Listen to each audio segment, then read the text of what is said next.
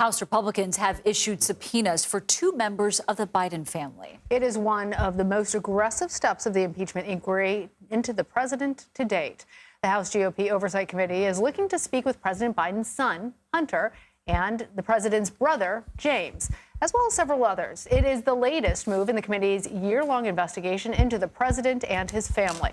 The committee claims to have uncovered evidence that members of the Biden family used the family name in their business dealings, especially with clients overseas. So far, no direct evidence has been found implicating the president. For more on this, let's bring in CBS News senior investigative correspondent Catherine Herridge. Catherine, how significant of a move is this by the committee?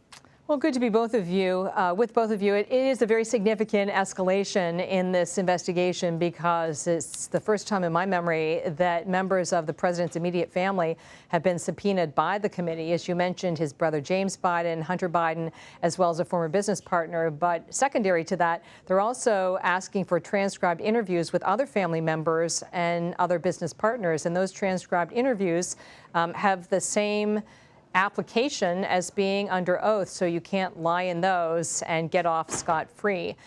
Committee aides say that you should look at this process as a two-step process, that they obtained the banking records, that laid the foundation or sort of the lattice work for this investigation, and now they're going back in and they're doing very targeted subpoenas to talk to individuals who they believe were the decision makers and know the most about the money flow and how it was dispersed.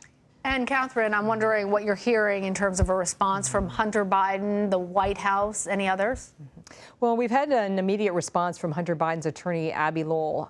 What he says, and he's often said this, is that he believes that these investigative steps are, in his word, a political stunt. But what jumps out from this statement is that it goes on to say Hunter is eager to have the opportunity in a public forum and at the right time to discuss these matters with the committee. And that does seem to be a strong indicator that he may be willing to publicly testify about the case and what he has described as sort of the weaponization of his addiction.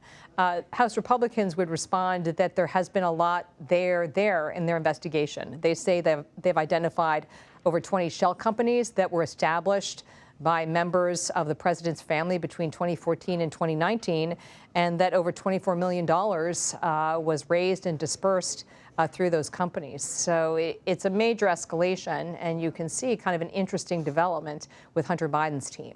Absolutely. What else could be next in this case? I think it's important to see this case on Capitol Hill not operating in a vacuum. The other thing that's hanging out there is whether Special Counsel David Weiss will bring federal tax charges against Hunter Biden. What's significant in my reporting is that the general view is that if that goes forward, it will happen in California because of some venue issues here in Washington, D.C. that relate to the statute of limitations running out on some of the charges. And the general view is that if tax charges are brought, they would be felony tax charges, up into including tax evasion, tax fraud, because that misdemeanor plea deal fell apart in July, and no one expects that it will be minor charges in this case. All right, Catherine Herridge with the very latest. Thank you. You're welcome.